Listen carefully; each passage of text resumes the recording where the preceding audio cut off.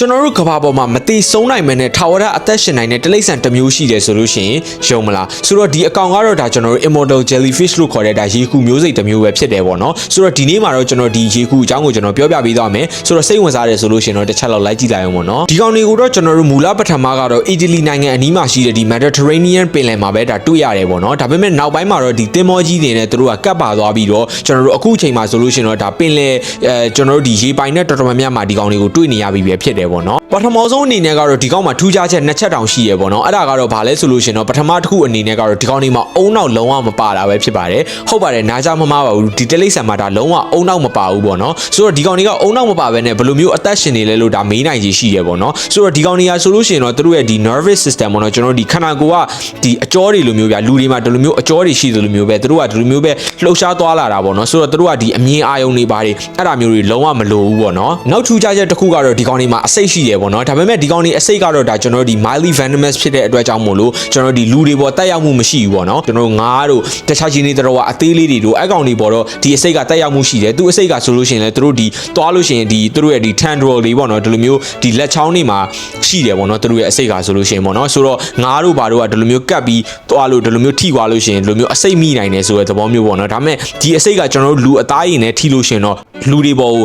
ဒီကောင်တွေကဒါတက်ရောက်မှုမရှိဘူးပေါ့နော်စိတ်ရှိယုံနေမကဘူးပေါ့နော်ဒီကောင်တွေကဆိုလို့ရှိရင်လည်းပေါ့နော်အရွယ်အစားကလုံးဝတသေးလေးပဲဖြစ်တယ်ပေါ့နော်ကျွန်တော်အခုပုံမှန်ပြတာလိုမျိုးဆိုတော့ကျွန်တော်တို့ဒီရေခူလို့ပြောလိုက်လို့ရှိရင်ပေါ့နော်ကျွန်တော်တို့ဒီ6ပေ9ပေအရှည်ကြီးတွေလက်အရှည်ကြီးတွေနဲ့အဲ့လိုကောင်တွေကိုပဲလူတွေသိကြပါမယ်ဒီလိုမျိုးရေခူမျိုးစိတ်တသေးလေးတွေရှိရဲဆိုတာကိုတော့ဒါကျွန်တော်တို့သတိမထားမိကြဘူးပေါ့နော်ဆိုတော့ဒီကောင်တွေကတကယ်ပဲထာဝရအသက်ရှင်နိုင်လားလုံးဝမသိနိုင်ဘူးလားဆိုလို့ရှိရင်တော့ဟုတ်တယ်လည်းပြောလို့ရတယ်မဟုတ်ဘူးလည်းပြောလို့ရတယ်ပေါ့နော်ဘာလို့လဲဆိုလို့ရှိရင်တော့ဒီကောင်တွေကဆိုလို့ရှိရင်ဒါလုံးဝ